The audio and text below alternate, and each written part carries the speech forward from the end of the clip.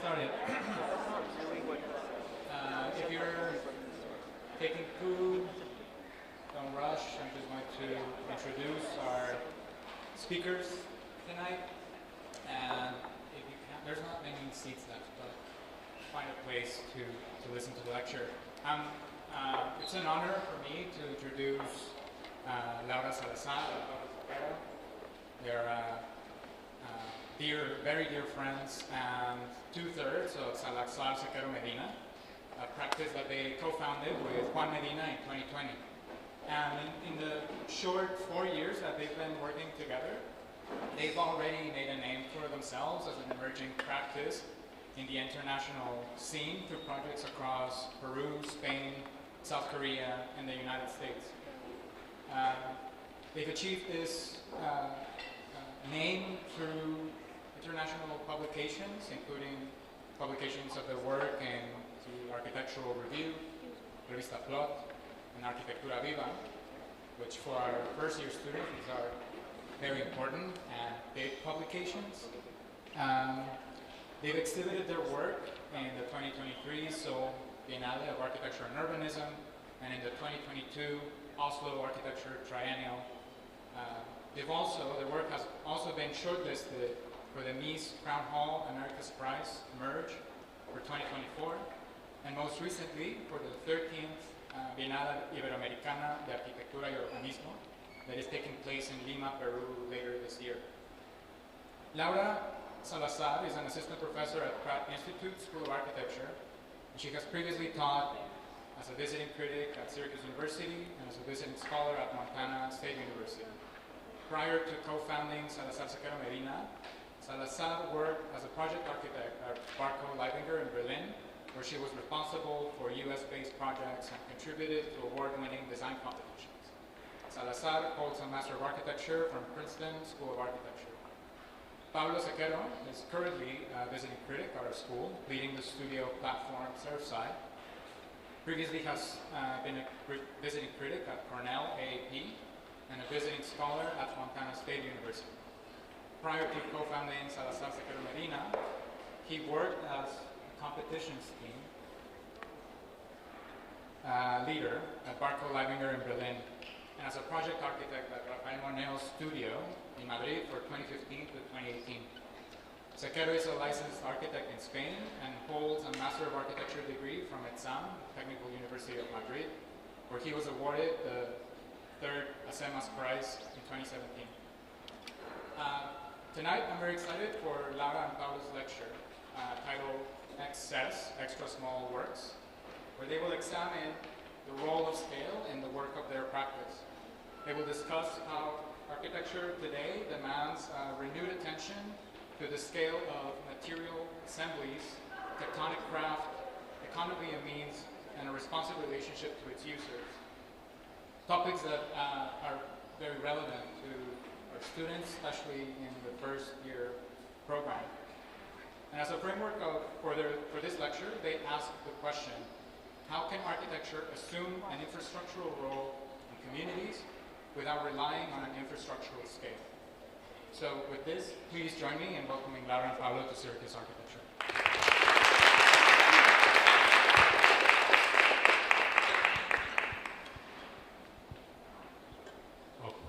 Thanks, Edgar, for the really kind and sweet introduction. And thank you, Dean Speaks, for having us as visiting critics. Thanks to all the faculty and friends that showed up, and especially thanks to the students for being here today. For us, this lecture really feels like homecoming. We feel really deeply rooted in the community here in Syracuse, and we're super happy and excited to be able to share the work that we've produced in the last couple of years with you guys. Some of which you may or may not know, but hopefully we open up different perspectives today. So the title of the lecture, Extra Small Works. When we were putting together the lecture, we remembered this quote that Kenneth Frampton, who's a historian and a professor that I think teaches at GSAP at the moment, but he's taught everywhere, and he's a really important historian. He was talking about an anecdote when Taro Ando, another Japanese architect, would say that architecture cannot happen above 7 stories, kind of relating to scale. So maybe for us, we would revisit that phrase and say that architecture cannot happen beyond 4,000 square feet, which is kind of the amount of stuff that we built so far. So that's the title of the lecture to begin with. I'll pass it on to Laura.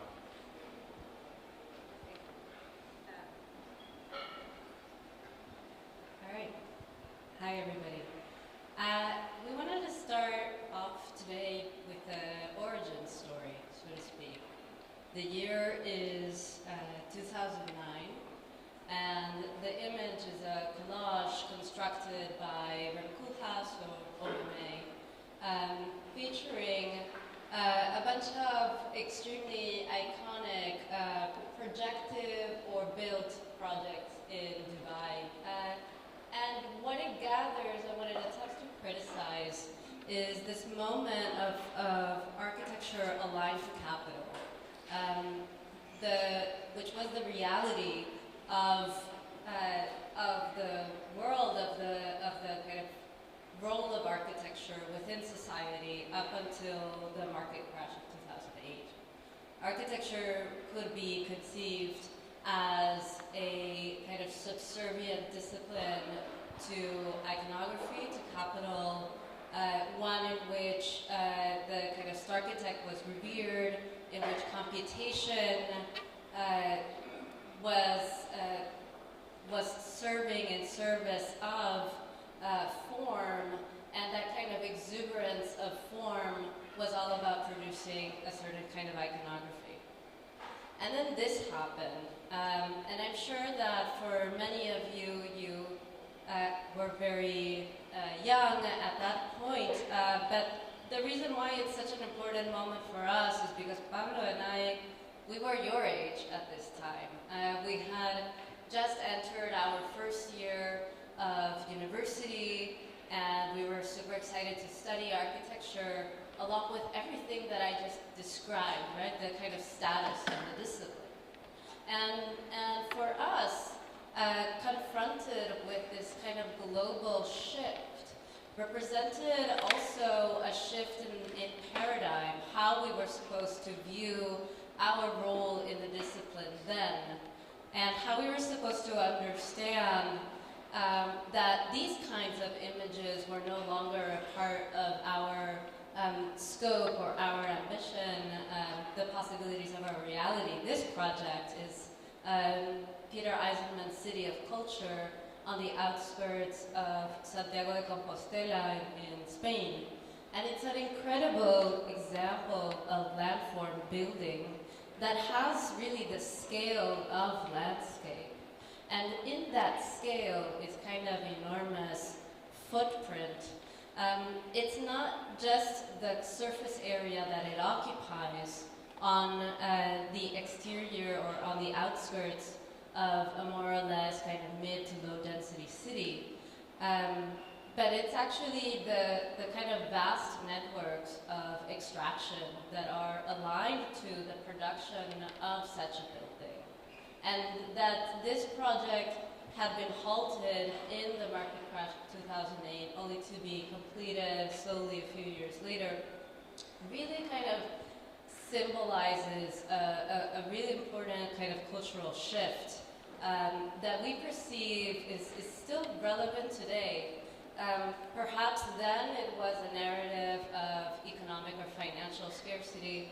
Now we can continue to expand on this concept and think of the scarcity of resources, the scarcity of materials, the kind of necessity of the discipline to consider in its operation, how can we contend with the impact that the building industry has on climate change and the contributions of CO2, that even though we are architects behind a computer or on paper, drawing and not building with our own two hands, we are complicit in these networks of production. And so the question to us at that time, and it still continues to be an extremely powerful motivator how can we rethink the scale of architecture, perhaps most significantly through the scale of time. And what I mean by time is how different elements of a building may not all operate on the same time scale.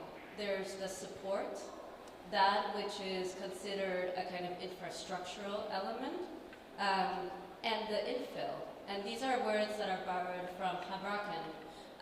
But we think that it's a very valuable lesson, this kind of dichotomy between the support and the infill, to consider how we can really begin to delaminate in our own work all of the kind of constituent parts of a building and begin to think of them as design opportunities, to imagine those elements which might change on a scale of minutes or hours, those on a scale of months to years, and those that are meant to last for decades. And truly, one of the things that really, gets to us the most are images like this, projects like this, which to us is like a Habraken in 2006, It's a piece of infrastructure in Berlin underneath the highway, and the element, the infill that is added here is extremely thin, and it is extremely temporal, and yet its power, it has a great deal of power in how it begins to kind of transform that urban environment. And that kind of oscillation between that which is infrastructural and that which is kind of added and more temporal to us becomes a really interesting and important way of thinking through scale. And so what we want to offer today is to maybe speak about our work through a new set of verbs related to building. How can we think of construction and the role of architecture through translations, through grafting, borrowing, disassembling, or interfacing with pre-existing things? How can we repair or maintain that which is already around us to give it new meaning? And how these words, these verbs, can perhaps help us negotiate that moment between affordability and adaptation that we think is paramount to the discipline today. I think this is also because after 2008, the crisis that Laura was talking about, newer or let's say younger, for lack of a better word, generations of architects started to become extremely aware of the situation and of the fact that architecture maybe, or the discipline or the profession is not so much of a linear thing, but rather a circular condition where we kind of insert ourselves in a world that already exists, right? And we have to deal with those conditions, and that also affects the scale of the work in how it kind of intervenes and slightly modifies things that are already there. Speaking a little bit about our practice, we always like to keep this super, funny looking Zoom image, which you all know about, because our practice started in 2020 and started during the pandemic. And also because it kind of reminds us always that our practice is, still in the making. We don't want to look like, like we're giving ourselves a lot of importance, but rather like, we're working through these digital media. Also, the fact that we don't have an office, right? And this is maybe something that relates to the way in which a lot of you, the students, will start working, right? This idea that an architecture practice needs to have an office and so on is a bit, I would say, contested or challenged in the way in which we work, and a lot of the people from our generation work. We work from our bedrooms, we work from wherever we are, right? And that really amplifies the amount of work that we can kind of grapple with. So our practice looks much more like, WhatsApp threads, stuff that we've talked about before and that we talk about all the time, screenshots, scribbles, Zoom meetings with like quirky little funny names, references, that kind of inform our work. We also define ourselves as a collaborative practice, and we just wanted to acknowledge that although the core of the practice is kind of formed by Laura Salazar, Juan Medina, and myself, we really, and this is a shout out here to our associate dean, Carl Miller, who really loves to do these diagrams, but unfortunately he's not here today. But we also tried to attempt to position ourselves within all of the people that we collaborate with. And just a little moment to describe collaboration, the way in which we see it is more of a pool of resources where we share authorship and we work horizontally in order to be able to kind of achieve more work and be in more places at the same time, right? And this has really kind of been what provided a framework for a practice to exist, for our practice. So we're going to start showing some of the projects that we've been working on. We wanted to start with this 42 unit affordable housing project in Sevilla, in Spain. It was the first competition that we won together, which again, it's a moment of kind of encouraging students and architects in their early career to say like, hey, like, this is really cool, we won a competition, we have a practice, let's get started. So we have been obsessed and continue to be obsessed with the ideas around domesticity, which is a topic and a set of discussions that is really big in this school, luckily. And when we did this competition, we were looking at home economics, the British pavilion at the 2016 Venice Biennale, where kind of domesticity was looked through the rubric of different time frames, from like a day to a month to a year to an entire life, and also kind of challenging ideas around trust, security, sharing. So the competition, we really kind of engaged with this idea of shared space and public space as something that is intrinsically, if that is a word, embedded or ingrained inside our proposal. So the first thing we did with this competition is we did a diagram on the left where we were looking at all of the main public buildings in Sevilla. And then we realized that there's always an outdoor space connected to them. So we had this plot here, I don't know if you see my cursor, yeah. We had this plot that had like a really kind of open garden, which you could do whatever you wanted with it. So we decided to kind of hug that garden with a U-shaped building that would generate a kind of, the U-shape is really fantastic, right? Because it kind of generates an interior and an exterior, and it has this broken corner that really kind of blurs the boundary between inside and outside, right? So you can see it here in these two drawings. The second thing that we noticed is that people in Sevilla really like to party. I mean, this is something really kind of ingrained in Spanish culture, but particularly in Sevilla, like once a year during a week, this kind of ephemeral tent city appears, and they have what they call the Feria de Sevilla. So we really, our plot is super close to that.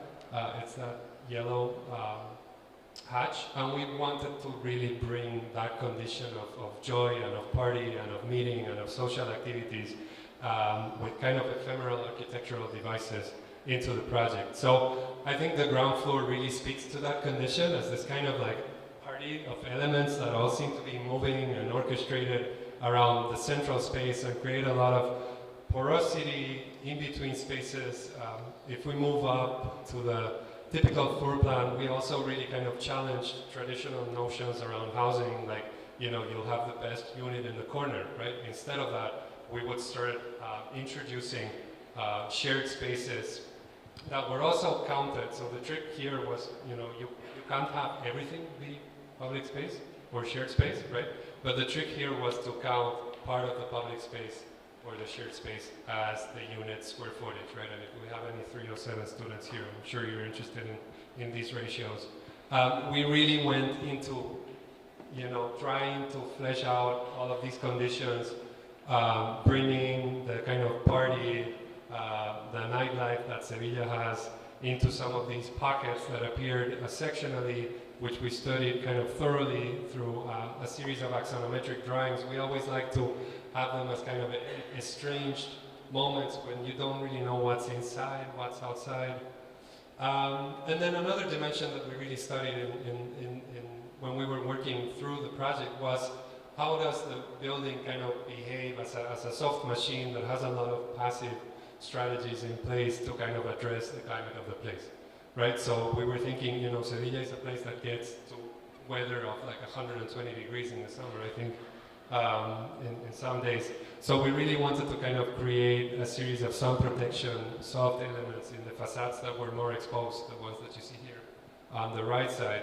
And then also kind of create a garden that would provide a canopy and would change the kind of atmosphere. The same thing here, this kind of like is an old idea, the streets in the sky, but we also wanted to really think of the roof condition as something that was extremely public. And lastly, we also thought about looking at spans that are not traditionally found in housing, and this is an idea that we stole from Lacaton and Basal, which hopefully is a name that sounds familiar. And what they do is that they co-opt kind of typologies that are not normally used for housing. So we used the typology or the span of a parking structure, kind of pointing in the direction that really the use and the configuration of the unit could change over time and could adapt through a series of elements, a kit of part of elements, to the user needs. We also, you know, as some of you know, we always like to study these through very deliberately naive models that are also a tool to open up a discussion with clients and with a broader audience, not just with architects. The project was, so after we won, we went down to Sevilla, and it was really exciting. We had an exhibition showing the work in the streets of the city. We even presented the project, that's us presenting the project to the mayor. And then, you know, it also got some press at the time, and we were super excited. The reality is that at the moment it's on halt. So also for the, you know, the younger students, these things happen all the time, especially with public projects. But we'll see. I mean, for us, it was really a way to realize what our interests are as practitioners. And we really kind of dedicate a lot of time in our practice to do a lot of competitions, not just through naive models, but through kind of different ways of representation and different approaches to housing and to public housing particularly. And we've been doing a bunch of competitions recently in that venue. Okay, so now I'm going to take you on a little journey, this time shifting from Sevilla to Peru.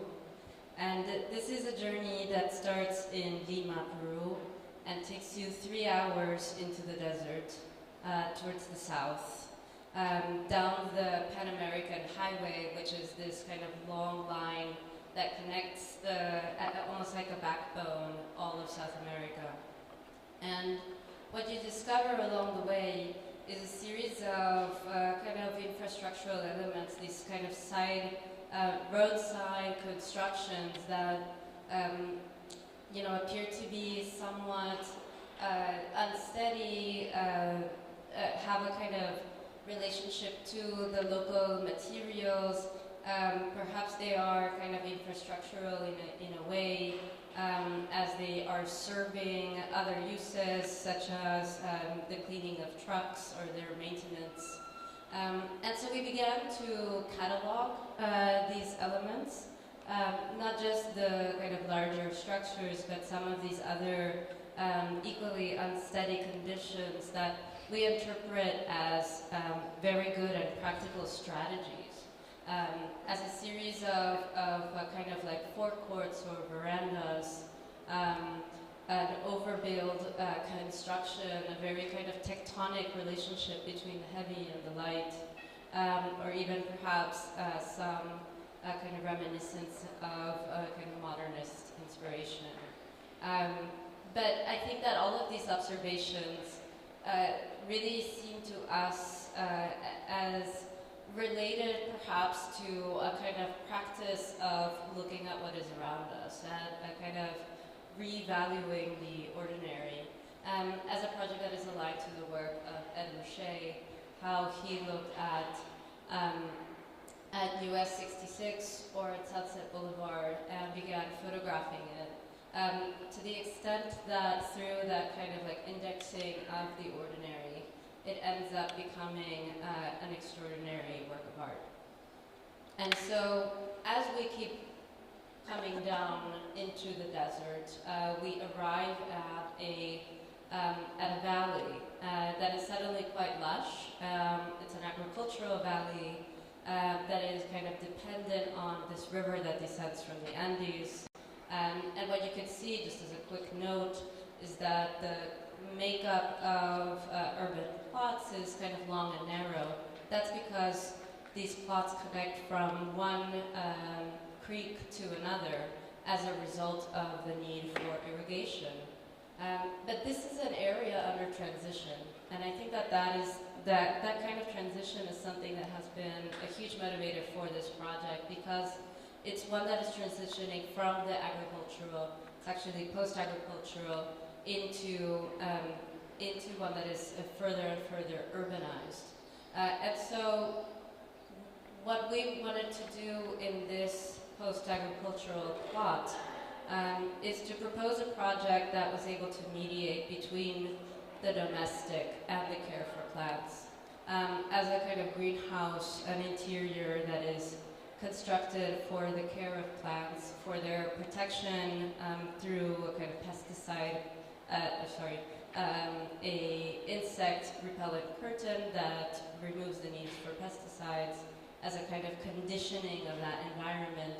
And then another just adjacent to it, which is a space, an outdoor living room for humans. And what we are so interested in this project, even though it's simple and small, is that adjacency has an incredible potential to enter into a certain fruitful dialogue where perhaps some of those initial intentions that we had programming one space so clearly in relation to the other might have the potential to kind of oscillate and shift with time and with the uses that are kind of embedded within it, and that different configurations of use could be imagined here. And this is something, this kind of misuse is something that to us we really encourage, and we were extremely overjoyed to receive this image of our clients using this space and deciding to set up camp on the terrace. We thought it was so fitting to all of the ways in which we had drawn and imagined the reality of the project. And it's the fact that it changes or that it's capable of adapting gives us hope, because the ability of a structure to adapt means that it can remain relevant to its users. And so this greenhouse is also has a material story. The local tradition of brick kilns in this particular valley is renowned, at least in Peru, and one of the kind of offputs or byproducts of the kind of brick making process are those that get overburned.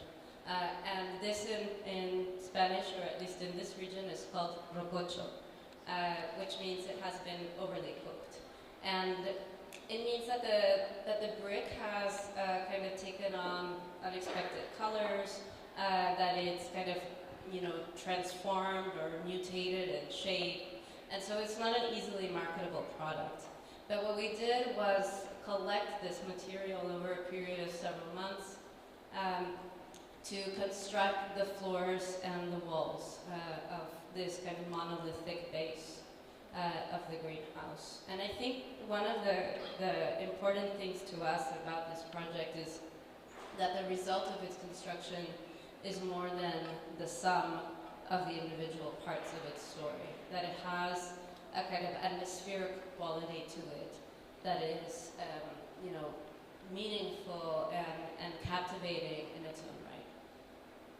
Yeah, so at this point, right when we were finishing that project, we got this next commission that we're going to talk about. But we were also kind of really, like I was saying before, developing our interests or realizing what we were really kind of keen on exploring.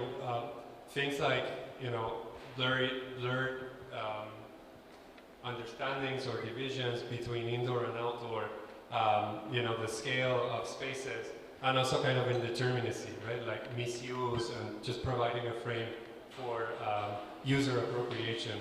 So we were invited together with Frank Barkau, an architect who's a friend and mentor, to participate in the fourth Sol Biennale almost 2 years ago. This Biennale had the topic land architecture, land urbanism, and the poster kind of says it all. You know, it's kind of, you know, we need to be aware of the fact that the land is also aware of us, right, and what we're doing and how we're acting upon land, right? So this was kind of one of the drivers of the project from the beginning. And what this Biennale did is, like, if any of you has already been to a Biennale, you'll notice that it's a very kind of, you know, disciplinary discussion that normally only happens amongst architects. But in this Biennale, something that we thought was a really good move was that they decided to bring the discussion to the streets, to the city, kind of in a public space, in the Songyeon Green Plaza, which is this void that has been left over in an otherwise kind of huge metropolis that has developed in the last couple of decades, especially. So we were looking at some historic drawings of this area, and we realized, like, okay, we're very interested in kind of open spaces, and we wanted to know more about the traditional courtyard typologies in Korea. So we were kind of immediately looking at the hanok, which is really kind of wonderful, fantastic, really intriguing structure. We see the courtyard of a hanok here on the right, which traditionally, and correct me if I'm wrong, has been used to store onji, the basis for kimchi fermenting. And also on the left, we saw that in opposition or in combination with this, let's say more like single family courtyard house, this kind of mega structure of palaces combined one with another. The palaces of the east, I think, were represented as, you know, the city of Seoul was like this in the 19th century. Right now, I think there's only this and this part left, and the rest has been kind of engulfed into the 21st century metropolis. So another thing that we realized was, like, hey, you know, we were looking at Google Street View because we weren't able to go there when we started working on the project, and we realized that it's really changed a lot from 2017 to 2023. So we started researching a bit more. We noticed that, you know, this place has a really kind of loaded history. It's always been a site of occupation or of, you know, domination of the empire before, and then of, you know, Japanese occupation, and then the U.S. military were there until very, very recently. So it's never really been a public space, although it's in the heart of the city, and it's really this kind of void, which captures a lot of the essence of what Seoul is. And it really, now that the wall is not there, allows from a super urban condition of a street to see the landscape and Bugaksan and all of these mountains at the back. So we really kind of started thinking about that, and we were like, hey, this has really been a void, and somehow the project that we propose should still have the void condition to it, and it should also kind of encapsulate or bring back a lot of the research around courtyard houses. So we immediately went into, you know, the process that we always follow. A lot of you have been our students here, so you know that we always like to iterate through, like, quick, sketchy, fast, scrappy models that explore and test different typologies, different materials, different scales, but that always have a kind of interest of relating to the human scale and of having a very kind of contained scale that relates to its surroundings. You know, sometimes it's more like a piece of infrastructure, sometimes it's like a suspended canopy on rocks, sometimes it can be more topographical, but it really kind of started informing this idea that we wanted to propose a kind of just open room surrounded by walls with broken corners. So this is what we did. And like Laura was saying before, our projects always have a parallel material history, and which is really kind of an important consideration, as you all know. And here, the discussion which we brought to the table in the Biennale, considering that there were a number of pavilions, the one that we proposed was like, hey, why don't we repurpose or reuse material?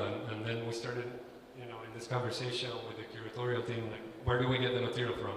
Suddenly, actually one of the directors of the Biennale was like, hey, I have a pavilion that is going down in like 1 month I could donate the material to you guys and you figure out how to construct it with those materials. So we were like, okay, that would be wonderful, right? So we knew that we wanted to go down this route, let's say formally or conceptually, but then we really had to work through the material which we inherited, which has specific dimensions, structural capacity, and then we managed to kind of, here in this diagram, you see in color all of the elements that we managed to kind of salvage and reuse.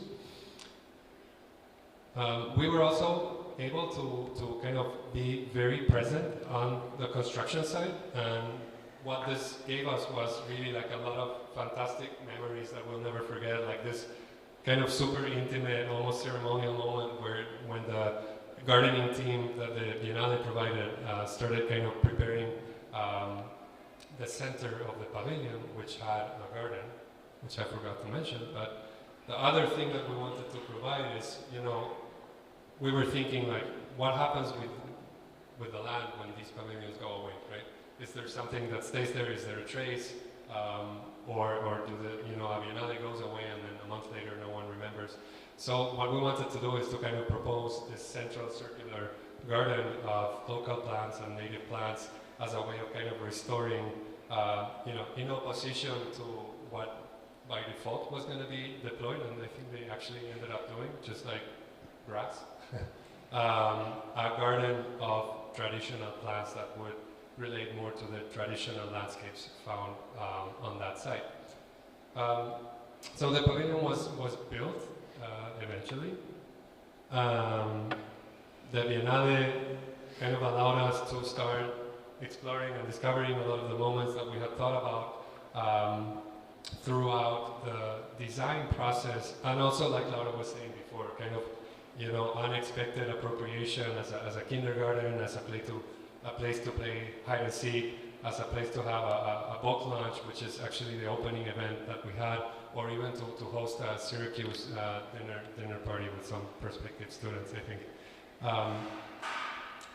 And yeah, I'll quickly run through these, but yeah, then after a couple of months, as you know, as I was saying before, the pavilion was donated to another institution, and we haven't been back, but really our goal was to kind of restore the natural landscape on that side, and we hope that was the case. Oh, okay, should I talk about this one as well? When we were finishing that project, we also participated in a competition that you might have heard. It's the Concentrico Festival of Ephemeral Architectures that has like a 10-year history.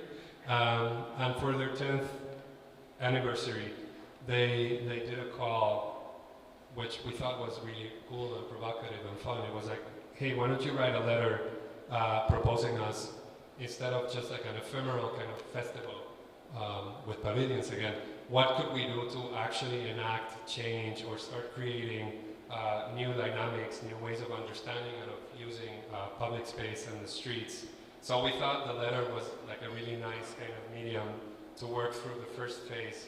And we remembered this very kind of passionate letter from Sol DeWitt to Eva Hesse just saying, do, So we started kind of proposing a series of activities on a timeline, which were primarily, I think, firstly, to kind of implement calendar of events, right, from like bottom up, that would be organized by the community, and that would start kind of creating let's say a body of knowledge about how do people want to use space, how do people understand public space, and how could it evolve over time through different demographics, age groups. And we started kind of imagining the understanding how people circulate in that public space, which maybe you see that diagram there at the bottom, kind of diagonally, how we could start creating architectural devices as kind of a series of organic rocks or elements that would drag the public. And while we were doing that, we just thought like, hey, this is not a new idea, not just the pavilions, but there's always been pavilions in parks. We all know about the Folies. And in Spain in particular, we have the kiosk typology, which has been kind of lost due to extreme tourism. Mass tourism? Yeah. Mass tourism. So in favor of kind of public activities, the private activities, sorry, the public spaces are not so much used as they were anymore for concerts, for dance, for spontaneous meetings. So the first thing we thought was like, okay, these devices for the events that are going to happen here need to kind of relate to those typologies, again, in the small scale and the kind of kiosk scale to kind of facilitate that people will use the space, which is right now just like a hardscape plaza square, right, that you can rent out to the bars and to the tourists. Over time, all of these kind of small kiosks and conditions would start to appear in the public space to kind of also address what is already there, right? So like there's a school in one of the streets, and we thought we'll just create a playground for that school right in front of the main door for everybody to see, for kind of, you know, as a way of creating, again, kind of networks of trust and different ways of using space that have always been there, but in the past couple of decades, we seem to have forgotten how, you know, that the street is for everybody, and that we have to activate it, and we have the right to use it. The other thing that we thought about was to kind of propose or create a series of workshops where we could continue with this idea of circularity that we were talking about before with both the other projects that we were showing, the one in Peru and the one in Seoul. Which is like, why don't we find ways to reusing materials from the pavilions that were done in the prior editions, which are all kind of stored in different warehouses in the city. And we transform them, and we also, through workshops, kind of create a body of knowledge among the citizens to kind of construct or fabricate or change or transform over time these urban furnitures. And we really kind of imagined, you know, over time they would start having this condition of a kind of market, which again, it's an old idea, right? But we wanted to bring it to the foreground.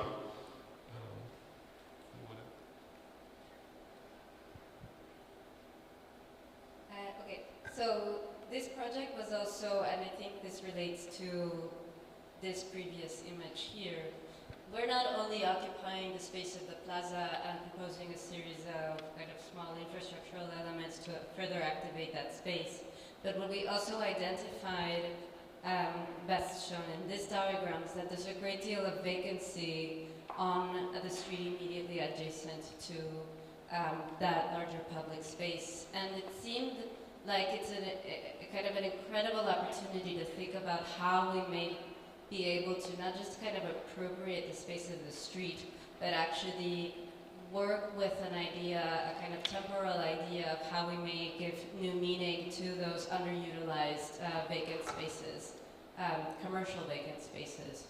And so this image proposes that, you know, while those spaces might eventually end up becoming commercial, this street that has a kind of, and sorry, I will go back here. This street in its use has a kind of more nighttime orientation. There's more bars and discotheques, and that may also be a reason why there's so much there's so much vacancy on it for daytime use. And so thinking about that kind of like diurnal clock and schedule, we were trying to imagine other ways in which we could complement all of the other hours in the day to fill this street and kind of give meaningful spaces to community members as perhaps a moment of extra space for their own kind of domestic environment, for their house, perhaps for an opportunity to meet with friends or to take on a greater kind of activist role within the community and put on kind of some functionings. But all of these kind of images that we're kind of reproducing here are speculations of what would be fundamentally decided upon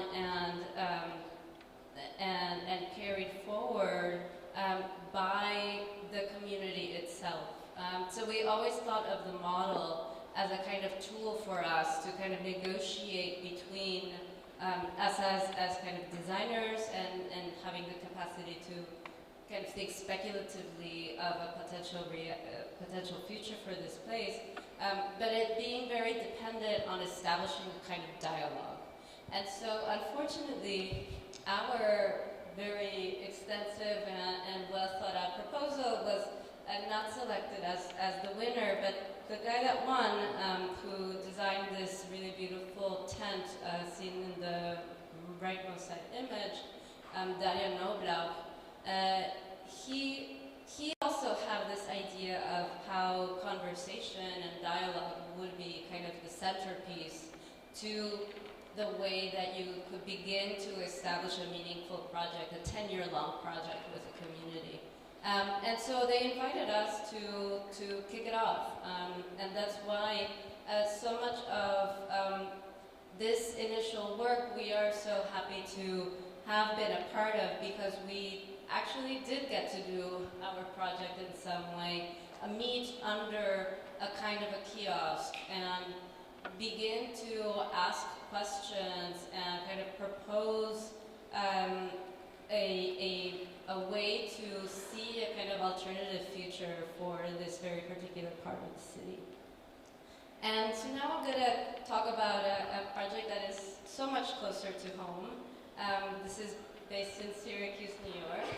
And it's a project that we've titled Animals, not just Pablo and I, but with several very dear people currently in this room, as part of a fabulous collective of young faculty in Syracuse University.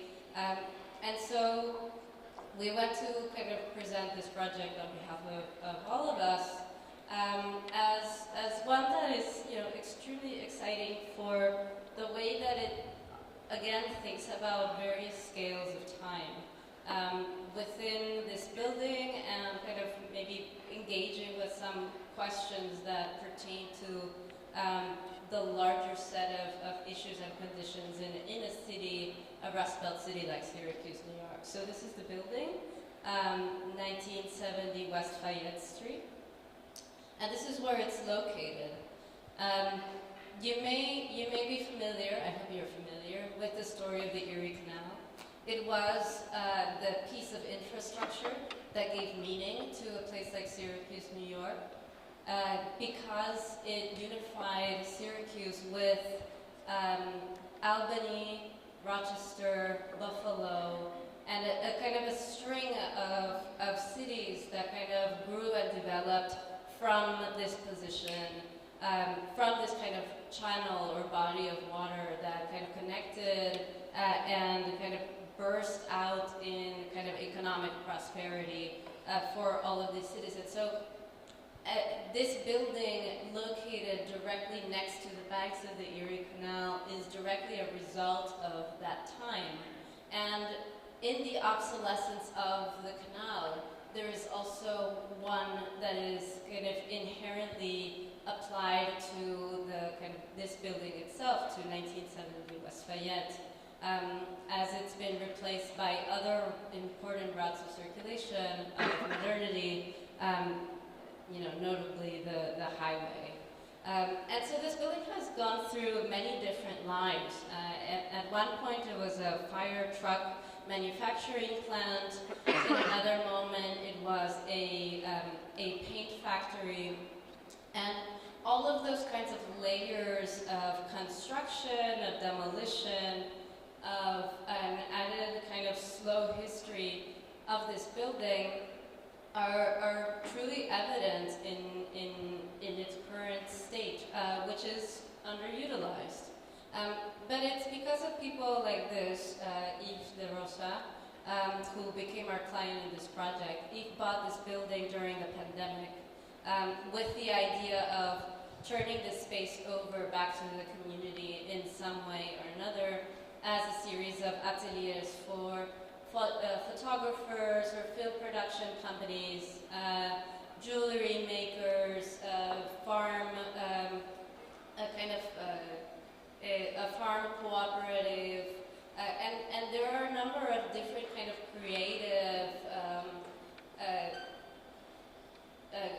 creative engagements within this building, but so much of it is still unoccupied. And so the question for us that Yves posed to us was, how can we as quickly as possible and as cheaply as possible, begin to activate this space? How can we think of giving new life and new meaning to the various spaces of this building without going through an extensive renovation or adaptive reuse project?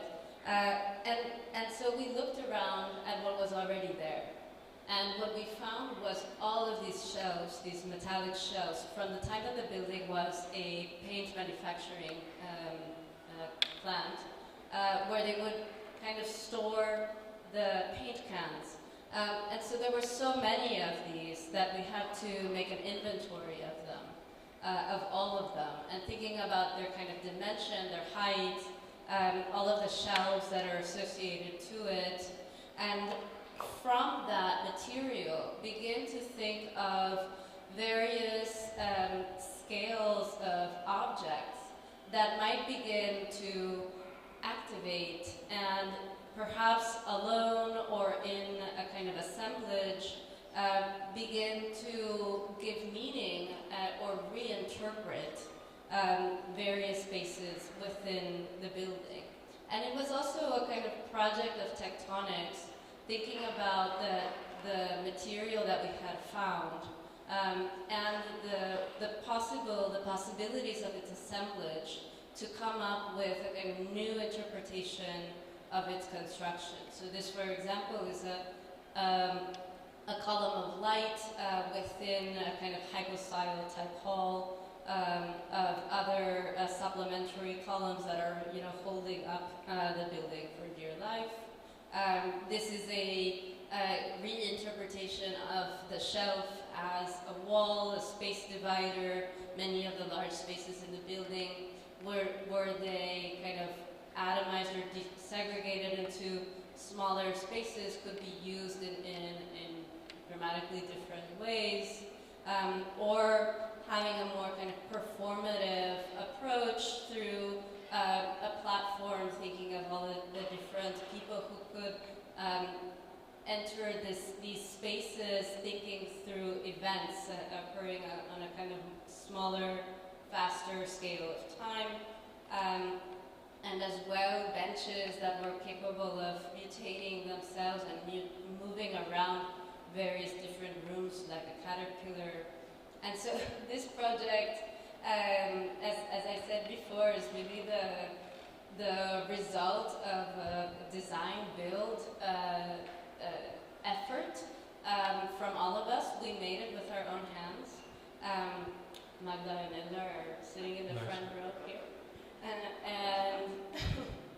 I think that it was a kind of incredible personal effort for us to actually construct these elements, and even more so how, upon finishing this project in May, just this year, it immediately had an impact on how the building was understood. There were kind of community-oriented events, like the kind of inauguration here, where we were able to take various members of the community around the whole building to show them what we had done, to explain how these objects could be used to reinterpret the spaces within the building, but also to emphasize and underline the value of these spaces for a city like Syracuse, and the value that they could have, not to become a commodified real estate project,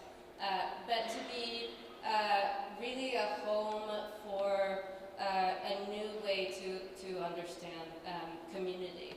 And so in that project of revaluing and seeing again, that maybe kind of have affinities with a project like Mata Clark's series of images that of various different projects that he did in New Jersey and New York. We decided to apply for a grant for an exhibition that's going to be held in this next year that really explores the representation of the building and of the kind of new elements or objects that we've kind of inserted within it as part of a kind of continuous history Perhaps thinking about the project of its representation as one that may have a kind of disciplinary value as well, but where we can kind of understand the layers of things that have been added, all as kind of pointing to a certain moment in time and to a certain number of decisions that were aligned to a particular use. We also wanted to acknowledge again, like, you know, this was a collective effort by a lot of the junior faculty in Syracuse, which you know, it's really amazing, and we're really super happy to be part of this team. And you know, the team was formed by Aisha Ghosh, Edgar Rodriguez, Magdalena Valdebenito, Lauren Scott, Rocio Croceto, and us, and Juan Balsa, Rocio's partner, was also part of the construction. So I think it's also a good moment, and we're going to be brief. This is the last project that we're going to talk about, to highlight how cool it is to kind of pool resources, collaborate, just go out there and do stuff with you know, work with each other. It's really enriching, and you'll really kind of unlock and open up many different perspectives and ways in which you hadn't worked before. You know, working in teams is really exciting in that way, and for us, that's why we keep trying to define our practice as a collaborative practice, and we're very happy that we could work on this project together with that fantastic team. The last thing that we're working on is more of a kind of a teaser. We're doing another small installation project for the Ibero-American Biennale in Lima, in Peru, with the support of Syracuse University. And the call for this Biennale was really kind of super matching and fitting with our work, because they were, you know, proposing, well, you know, there's all of these super serious topics around global warming and you know, ways in which we can really, meaningful ways in which we can really address the climate urgencies that our cities and environments are facing.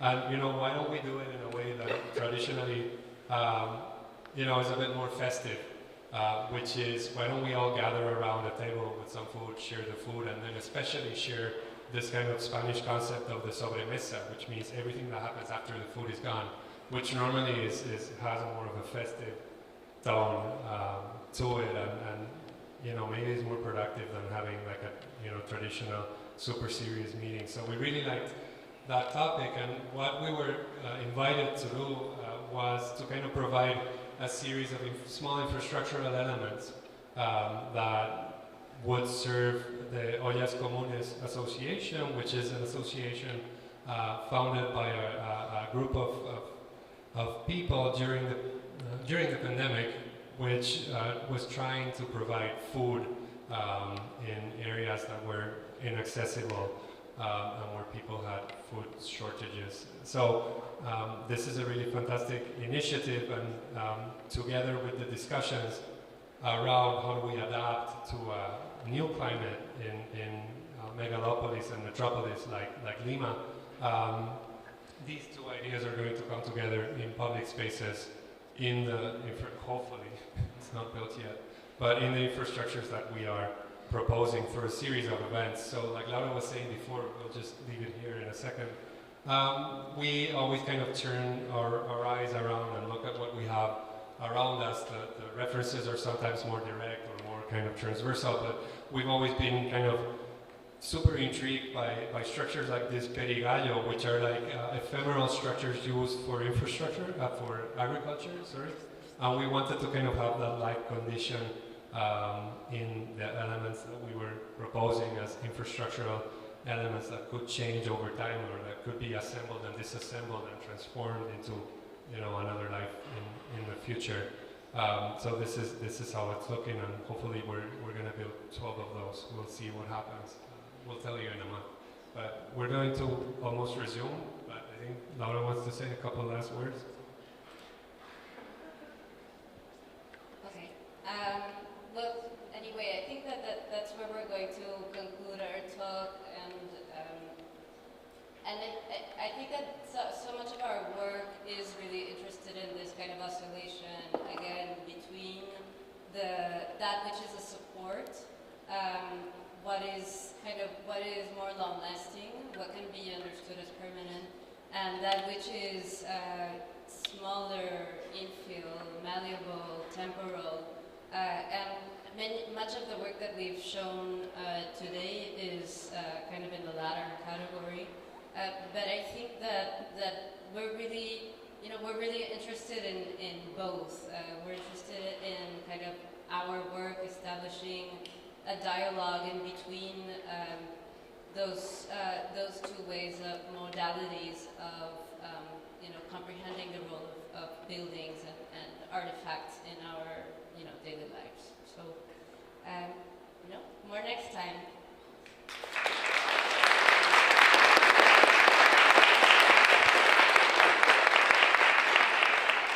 Thank you so much, guys. Beautiful presentation. I will let the students or anyone else to make any questions. Do you have any questions? Yeah. Thank you guys so much for sharing. It was incredible seeing the work. One question that I have for you guys is, what drove you to start your own practice? And then also seeing you have all these examples where, yes, you did eventually win one, but when you put all this time and effort into these competitions and you might not always win, how do you continue to motivate yourself, or how do you select which projects you can want to attempt?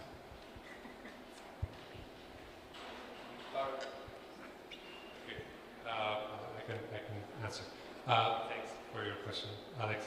I think, well, one of the things, when we started studying, like Laura was saying at the beginning, which was 2008, the crisis, we really thought we're never going to work, or for sure, the profession is, never going to be like it used to be, and it really turned out to be the latter, and one of the things that happened, I think, is this idea, this traditional idea. Do you know The Fountainhead? This novel that was later a movie about this architect that is sitting around, waiting for a commission, was what really disappeared forever, right? And rather, the way in which we practice is much more about taking action in a very horizontal way, in a very direct way. So in those formative years when we were studying, and hopefully it came across in some of the work that we're doing, we really started working in teams, and really as a team effort, pulling resources as a way of kind of exploring different ways, new ways of practice, right? And this, over time, you start doing small things, and then over time it kind of starts defining a path as a practice until you realize that we said it very honestly, very directly, right? Suddenly we have a practice and we believe in this and we want to continue doing it. So that's the first part. The second part, competitions. I don't know. This is always a polemic topic, right? So I won't defend them. I won't be completely against them. There's an architecture practice. They're called H Arquitectes. They're from Catalonia, Spain. And I heard them in a lecture say competitions are terrible. They're brutal. But on the other hand, they still are one of the most meaningful ways to access public work, right? So that's why we continue to pursue them. It's frustrating, and you need to kind of develop a tough, shell. But that's why we still kind of believe in them until someone comes up with a better idea of promoting public work.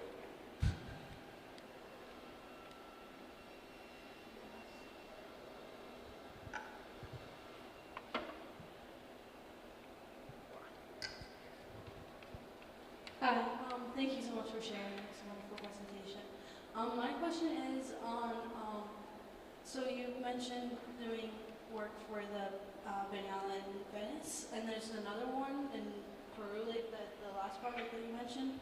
So how would you become a part of these international things? Do you just sign up, or is it obviously you network and stuff, so you have advice on doing stuff like that?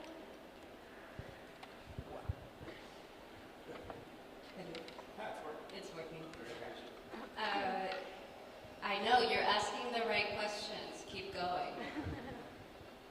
I think it's how did we get to do these biennials? I think primarily because we're in conversation. We're part of the conversation with many people who are also part of these events. and that desire to kind of participate in a kind of, you know, cross, let's say kind of like global dialogue on architecture, its problems, you know, what role how it situates itself within the world. That interest that drives us to be a part of academia and to practice, and as Pablo said, to do competitions for public works, because those are the kinds of projects that we think have the most meaning. That in itself leads to a moment in which we're invited to participate in these. And yes, and it's part of, you know, speaking to a lot of people over many years, I guess is the kind of most broad way to say it. I think for students also, all of these events and these conversations are super open. So normally all of these have open calls that you can send proposals or work that you've done. It's also a really nice way to continue the work that you're exploring in school and kind of broaden the impact that it can have. Thanks so much for sharing. All the works are quite inspiring, and I was particularly interested in the project of the shared ground floor. And I saw this drawing, like a black and white oblique drawing. And I was just wondering.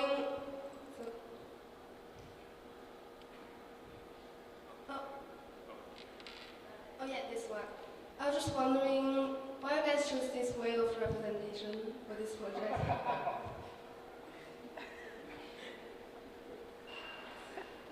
Nice. I think one thing we said during the lecture is that we're always really invested in blurring the boundaries between inside and outside, which is, you know, we didn't discover this, but we're just like very interested in knowing what happens precisely in that boundary, right? So for us, these drawings kind of allow us to explore those conditions as a continuous space, right? I'm responding more in terms of like what that, you know, what the drawing is, the intent of the drawing rather than the technique. I don't know, like how did you call it? An oblique perspective. Yeah. We also just like oblique perspectives. I'll be very honest about it.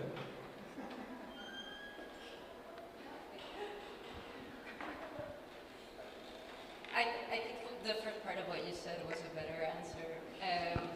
But it's because of you know, when you draw and you decide to draw something in a particular way, it's because you have an idea of what you want to communicate, right? And this is a plan-based idea, right? So it's one that needs to be kind of communicated in its two-dimensional extension, but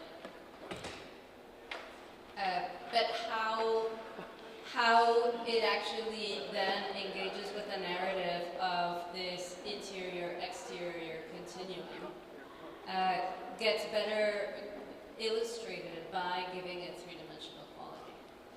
So that is, you know, that is why we choose to do this kind of oblique and not another kind of oblique.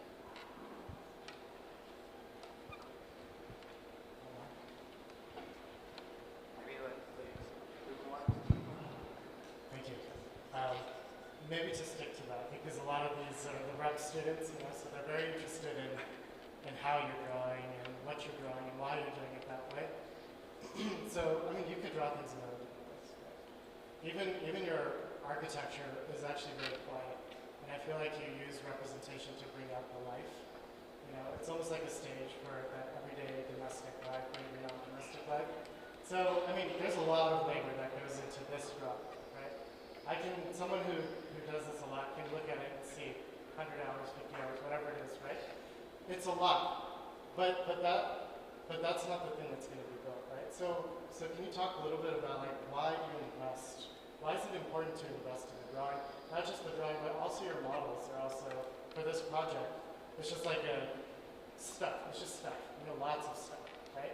And I feel like that's a representational thing, a representational issue, and also a question of like, you know, where do you put your time?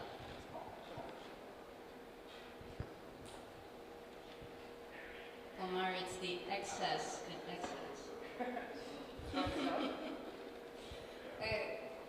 I mean, this project in particular was about this kind of overwhelming nature of a kind of proliferated sea of objects, because what we were proposing is an incremental 10-year-long project that, while nothing would be constructed if the community didn't align and decide that these were the types of implements and artifacts that would lead them to better utilize the space of the street. What we wanted to do was overwhelm an image in which the street was not understood as a void, but rather as the most occupied part of the city, to kind of reinterpret an underutilized, vacant, or poorly utilized, in the case of the plaza space, suddenly filled with density that aligns somehow artifacts to a new performance of the space, a new life for it. And so for us, imbuing life into the street was also imbuing it with objects. So again, intent, and I think it's kind of one of the things that we were, that I answered to your question earlier. And I think it's something that you all should do, right? Like draw with intention and never do a drawing just because you do it. Like now, I guess the professors are coming on here, but like, you know, don't just do rhino, you know, cuts through a model and stuff that you know, scares us as professors, but really use drawings, representation, or models as devices to convey ideas. In this case, again, what Laura was saying, you know, unfortunately, a lot of these central public spaces in the cities in Spain are underutilized or empty, right? So we really wanted to kind of project much more of what Spanish, because this project is in Spain, Spanish society has traditionally been, which is much more baroque, right? And that's why I like that you talk about our project as this kind of frame or backdrop or stage, right? As this kind of like mute or silent thing that allows for appropriation, spontaneous use, and a much more kind of festive, tumultuous activity. And we wanted to represent that through the drawing, and that's why the number of hours. I think you also develop, just to encourage students, you develop a technique and your own kind of poetics to the way in which you work and work faster through these things. So not 50 hours. Last question. First off, I'd like to thank you for showing your work. It's great to see people designing for daily life. I think that's really important. And I was going to ask you, you started your practice in 2020, correct? What was that process like, and if given the chance, would you do anything differently, or would you not do anything differently?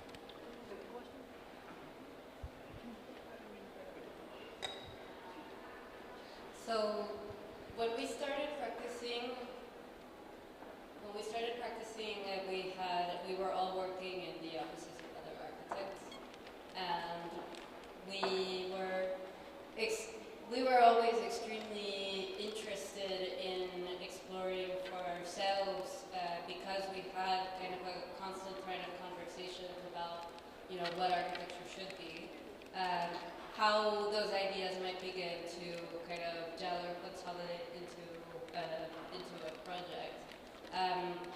We had been friends before we became like collaborators professionally. And I mean, in the case of Pablo and I, we were actually co